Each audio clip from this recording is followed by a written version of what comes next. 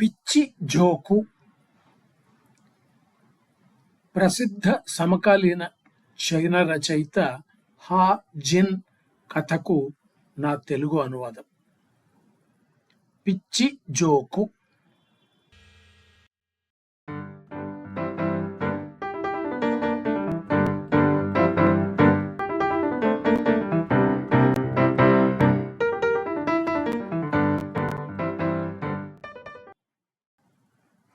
చివరికి ఆ ఇద్దరు జోకర్లు పట్టుబడిపోయారు. వాళ్లకు పోలీసులు వెంటాడుతున్నారని తెలియదు. అందుకే అనుమానం లేకుండా పట్టణానికి వచ్చేశారు. ఎవ్రీడే హార్డ్వేర్ అనే షాప్లో కాలు పెట్టారో లేదో పోలీసు వాళ్ళు వాళ్ళ మీదకి ఎక్కిరి దూకారు. వాళ్ళిద్దరిని సిమెంట్ నేలకేసి అదిమి పట్టుకున్నారు. చేతులు వీపులోకి వచ్చేటట్టు చేసి వాటికి బేడీలు కూడా తగిలించారు. రంపు పొట్టు ముఖం నిండా అలుముకున్నది. అయినా సరే వాళ్ళిద్దరూ, ఇక్కడ ఏదో పొరపాటుంది కామ్రేడ్ పోలీస్ మ్యాన్, మేము ఏమీ దొంగిలించలేదు అంటూ అరిచారు. షటప్! అయ్యో! పక్కనే బకెట్లో నేల తుడిచే గుడ్డ కనిపించింది. పోలీసులు ఆ గుడ్డ ముక్కలను వీళ్ళ నోళ్లలో కుక్కారు. లాగుతూ తీసుకెళ్లి బయట వేచి ఉన్న తేలని వ్యాన్లోకి ఎక్కించారు. సిటీ పోలీస్ స్టేషన్లో విచారణ వెంటనే మొదలైంది. అదేమి గొప్పగా సాగలేదు. ఆ పల్లె రైతులు ఇద్దరు విప్లవ వ్యతిరేక ప్రచారం తాము చేయలేదంటే చేయలేదని చెప్పసాగారు. కళ్ళజోడు పెట్టుకున్న అమ్మవారి మధ్యలున్న పోలీస్ చీఫ్ వాళ్ళు వేసిన ఒక జోకు గురించి గుర్తు చేశాడు. ఇద్దరు రైతుల్లోనూ పొడుగాటి మనిషి అందరూ ఆశ్చర్యపోయేటట్టు పోలీస్ పెద్ద ఆయనను ఒక ప్రశ్న అడిగాడు. ఎవరు ఈ డెంగ్ జియాఓపింగ్? నేను ఎప్పుడూ ఆయనను కలవలేదు అంటూ అతను తన తోటి మనిషికేసి తిరిగి, నీవేమైనా కలిశావా అంటూ అడిగాడు. కలవలేదు. అతను ఎవరో పెద్ద సైన్యాధికారి లేదా ఆఫీసర్ అయి ఉంటాడు అన్నాడు పొట్టి రైతు. నటనలు ఆపండి. కామ్రేడ్ డెంగ్ జియాఓపింగ్ అంటే మన దేశానికి, మన పార్టీకి చైర్మన్ గారు, తెలియదా? నిజంగానా? అయితే ఆయన అందరికంటే పెద్ద ఆయన అడిగాడు పొడుగాటి రైతు. అవును. మరి చైర్మన్ మావో ఏమయ్యారు? మాకు చైర్మన్ మావో గురించి తెలుసు. ఆయన గారు 6 ఏళ్ల క్రితమే పోయారు. అది కూడా తెలియదా? అయ్యో, నిజంగానా? ఆయన చనిపోయారని తెలియనే తెలియదు. మాకైతే ఆయనే మహాప్రభు. కాదు కాదు, నిజంగా ఒక తాతయ్య లాంటి వారు. మా ఇంట్లో ఇంకా ఆయన బొమ్మ గోడ మీద వేలాడుతూనే ఉంది అన్నాడు పొట్టి రైతు. పోలీస్ ఆఫీసర్లు వస్తున్న నవ్వును ఆపుకోవడానికి నానా కష్టాలు పడ్డారు. వాళ్ళ చీఫ్ ఆలోచనలో పడ్డాడు. విచారణ మొదలు పెట్టడానికి ముందు తాను ఈ పల్లెటూరు బేతులను ఊరికే పట్టేస్తాననుకున్నాడు. కానీ వాళ్ళు చాలా తెలివిగల వారుగా కనబడుతున్నారు. నేరాన్ని కప్పిపుచ్చుతూ నాటకాలు ఆడుతున్నారు. వాళ్లను ఇవాళటికి వదిలేస్తే పోతుంది అనిపించింది. అప్పటికే మధ్యాహ్నం అయింది. ఆ తర్వాత వాళ్ళ చేత ఏదో రకంగా నేరాన్ని ఒప్పించవచ్చు. అందుకే అతను గార్డులను పిలిచి ఆ ఇద్దరిని బొక్కలో తోయమన్నాడు. 7 వారాల క్రితం ఈ ఇద్దరు రైతులు శాంతి వీధిలో సన్లైట్ డిపార్ట్మెంట్ స్టోర్కు వెళ్లారు. పొడుగాటి రైతు కౌంటర్ మీద తన లావుపాటి వేళ్లతో దరువు వేస్తూ, రబ్బరు బుట్లు చూపించగలరా అంటూ అడిగాడు. 3 సేల్స్ గర్ల్స్ తీరికగా వెడల్పాటి కిటికీ అంచు మీద కూర్చుని ఉన్నారు. వీధి దీపాల వెలుగుతో వాళ్ళు నీడల్లాగా కనబడుతున్నారు. మాటలు ఆపేసి వాళ్ళలో నుంచి ఒక అమ్మాయి దిగి ముందుకు వచ్చింది. ఏం సైజు అడిగింది ఆమె. 42 అన్నాడు పొడిగాటి మనిషి. ఆమె ఒక జతను అందించింది. వేలాడుతున్న చీటీని చూపిస్తూ 55 అన్నది ఆమె. ఏమిటి? పొట్టి రైతు ఆశ్చర్యంగా అన్నాడు. పోయిన నెలలో 50కే ఇచ్చారు కదా, ఇవాళ 55 ఎందుకయింది? ఒక్క నెలలో ద్రవ్యోల్బణం 10% పెరిగిందా? పిచ్చి అన్నాడు అతను. 55 అన్నది అమ్మాయి చికాగ్గా. ఆమె ముక్కు విరిచింది. నిజానికి ఆ ముక్కు వెల్లుల్లిపాయలాగా తెల్లగా పెద్దగా ఉంది. ఈ ముసలాడికి అది మరి ఎక్కువేలే అన్నాడు పొడిగాడి రైతు. అతను 30 పైన మాత్రమే ఉంటాయి. బూట్లను ఎత్తి చప్పుడు వచ్చేటట్టు కౌంటర్ మీద పడేశాడు అతను. ఇద్దరు మనుషులు నడిచి వెళ్ళిపోతుండగా పొడిగాటి అతను నేల మీద ఉమ్మేశాడు. వెధవది, అన్ని ధరలు పెరుగుతాయి, మన చైర్మన్ మాత్రం పెరగడు అన్నాడు తన నేస్తంతో గట్టిగా. పొట్టి మనిషి గట్టిగా నవ్వాడు. అవును, ఆ పొట్టివాడు మారాడు అన్నాడు. వాళ్ళ మాటలు విని అమ్మాయిలందరూ కిలకిలా నవ్వారు. రైతులు ఇద్దరూ వెనక్కి తిరిగి తమ నీలం రంగు టైపులను పైకెత్తి ఆడిస్తూ అమ్మాయిలను చూసి నవ్వారు. వాళ్ల ముఖాలు పెద్ద బ్రాకెట్లలాగా విచ్చుకున్నాయి. 1 గంట లోపల ఆ జోకు ఆ డిపార్ట్మెంట్ స్టోర్ అంతటా వ్యాపించింది. అన్ని ధరలు పెరుగుతాయి, కానీ డెంగ్ జియాఓపింగ్ మాత్రం పెరగడు.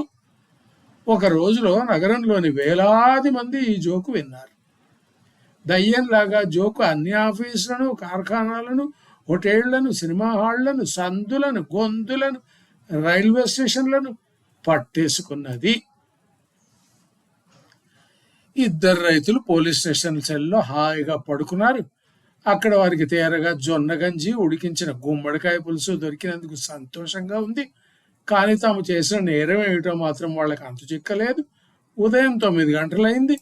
3 సేల్స్ గర్ల్స్ పోలీస్ స్టేషన్కి వచ్చారు. అందులో ఒక అమ్మాయిని జోకర్లు చెప్పినదంతా విన్నది విన్నట్టు మళ్ళీ చెప్పమన్నారు. ఆమె పొడుగాటి మనిషి గుంటముఖం చూసి గుర్తించింది. అన్ని ధరలు పైకి పోతాయి, కానీ డెంగ్ జియాఓపింగ్ పెరగడు అన్నది ఇతనేనని చెప్పింది. ఇదే అన్యాయం, నేను ఆ పేరు కూడా ఎరగను. అలాంటి చిత్రమైన పేరు నాకు ఎలా దోస్తుంది అనుకున్నారు? అతగాడు మోకాల మీద చేత్తో కొట్టుకుంటూ వంకర కళ్ళు మెరుస్తుండగా గట్టిగా అరిచాడు. మేము అతగాని ఊసే ఎత్తలేదు. మన చైర్మన్ ఎప్పుడూ పెరగడు అని మాత్రం అన్నాం అన్నాడు పొట్టి మనిషి. మాటకు మాటగా ఏమిటి అన్నావు? డిటెక్టివ్ల బృందానికి నాయకుడిగా వచ్చిన బట్టతల పోలీసు ఆయన గట్టిగా అడిగాడు. అన్ని ధరలు పెరుగుతాయి, ఇక మన చైర్మన్ మాత్రం ఎన్నడూ పెరగడు అన్నాను. నేను అన్నది మా ఊరి చైర్మన్ లవ్ గురించి అన్నాడు పొడిగాటి రైతు. ఇక పొట్టి రైతు అందుకున్నాడు. మా పొట్టిలో విచిత్రమైన మనిషి, మాకందరికీ అతనంటే అసహ్యం. దినం కూలి 1.5 యువాన్ కన్నా ఎక్కువ ఉండకూడదంటాడు అతను. మీసాల చేపలు, పెద్ద తల కార్పుల కొరకు చెరువు కట్టడానికి డబ్బులు కావాలట. ఆ చెరువులో మాలాంటి వారికి ఏం దొరుకుతుంది? చేపల పెంట కూడా దొరకదు. చేపలన్నీ పెద్ద ఆఫీసర్ల పొట్టల్లోకి చేరుకుంటాయని అందరికీ తెలుసు. నన్ను నమ్మకపోతే మీరే వెళ్ళి చూడండి. మా చైర్మన్లో పొట్టివాడో కాదో. అతను పుచ్చిన తన పళ్లను బయట పెడుతూ హాయిగా నవ్వాడు. కొంతమంది అమ్మాయిలు, అబ్బాయిలు కూడా నవ్వారు. కానీ విచారణ జరుపుతున్న పెద్ద ఆయన ముఖం గమనించి వాళ్ళు మిన్నకుండిపోయారు. ప్రధానాధికారి అమ్మాయిలను పిలిచి జోకు అసలు మాటలను గుర్తు చేసుకోమని చెప్పమన్నాడు. వాళ్ళు పొడిగాటి రైతు నిజంగానే మన చైర్మన్ ఎన్నడూ పెరగడు అన్నాడని చెప్పేసరికి పెద్ద ఆయన కొంచెం విస్తుపోయాడు. అమ్మాయిల మాటలను మిగతా వాళ్ళకి చెప్పినప్పుడు కూడా డెంగ్ జియాఓపింగ్ ప్రసక్తి రానేలేదు. జోకు పాకుతుంటే ఎక్కడో ఒక చోట మారింది. ఇప్పటి మహావికృత రూపానికి చేరింది. ఎక్కడో చిన్న పొరపాటు జరిగినందుకు పరిస్థితి ఇక్కడి దాకా వచ్చింది. విచారణ జరిపేవారు ఏమీ తోచని పరిస్థితిలో ఇరకాటాన పడ్డారు. జోకు మొదటి రూపం ఎక్కడ, ఎప్పుడు, ఎలా మారిందన్న విషయాన్ని వాళ్ళు ఎలా తేల్చగలరు? జరిగిన దాంట్లో అసలు కారణం ఎక్కడో దూరిన మాట తేడా అంటే పెద్ద అధికారులు అంత సులభంగా ఒప్పుకోరు.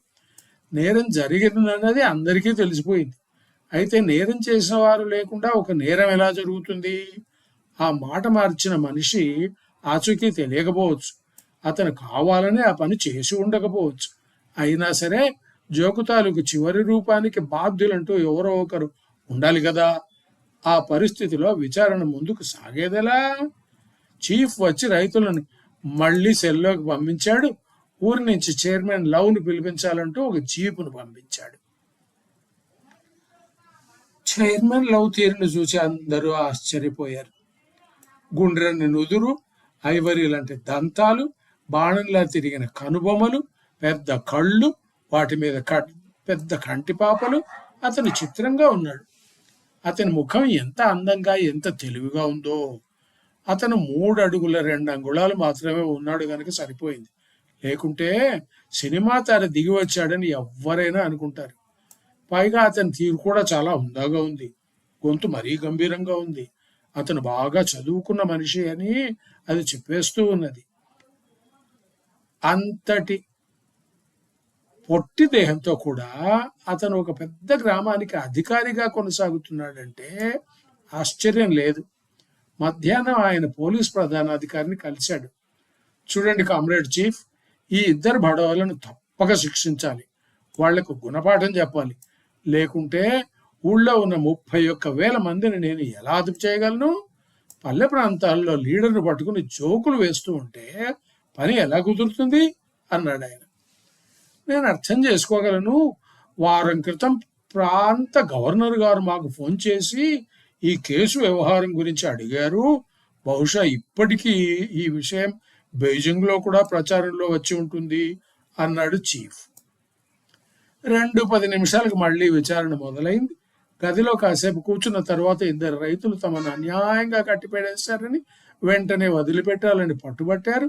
వాళ్ళు తమ బీద కుటుంబాల వాళ్ళమని, తమకు పార్టీ మీద, సోషలిస్టు మాతృభూమి మీద గొప్ప గౌరవం ఉందని ప్రకటించారు. వాళ్ళు రాజకీయాలలో తలదూర్చలేదు గనక ప్రస్తుత వ్యవహారాల గురించి తెలియదు అన్నారు. అన్ని విషయాలు తెలుసుకుంటామని, ఇక మీద మళ్ళీ చికాకు కలగజేయమని చీఫ్కు వాళ్ళు మాట ఇచ్చారు. వదిలిపెడితే వెంటనే తాము వెళ్ళి ఒక రేడియో కొంటామని, వార్తలను ఎప్పటికప్పుడు వింటూ ఉంటామని కూడా చెప్పారు. మాటలను ఆపమన్నట్టు చేయి కదిలించాడు చీఫ్. చైర్మన్ డెంగ్ గురించి తప్పుడు మాటలు ప్రచారం చేసిన బాధ్యత మాత్రం మీది కాదంటారు. మరి ఇక మిమ్మల్ని నేను ఎలా వదలను? మీ తీరు సరిగా లేదు అన్నాడు అతను. ఓరి దేవుడా, ఇదంతా అపార్థాల వ్యవహారం. కామ్రేడ్ పోలీస్ మ్యాన్, దయచేసి పొట్టి రైతు గోవాలగా చెబుతున్నాడు. ఇదంతా కుదరదు. నేను చెప్పేది వినండి. ఒక పుస్తకంలోని వాక్యాన్ని రకరకాలుగా చదవవచ్చునని, కొందరు దానికి రియాక్షనరీ అర్థం చెప్పవచ్చునని అనండి. ఇక ఆ చదవడానికి ఎవరు బాధ్యులు? రాసినవారా, చదివినవారా అన్నాడు చీఫ్. బహుశా రాసిన వాళ్లే అన్నాడు పొడిగాటి రైతు.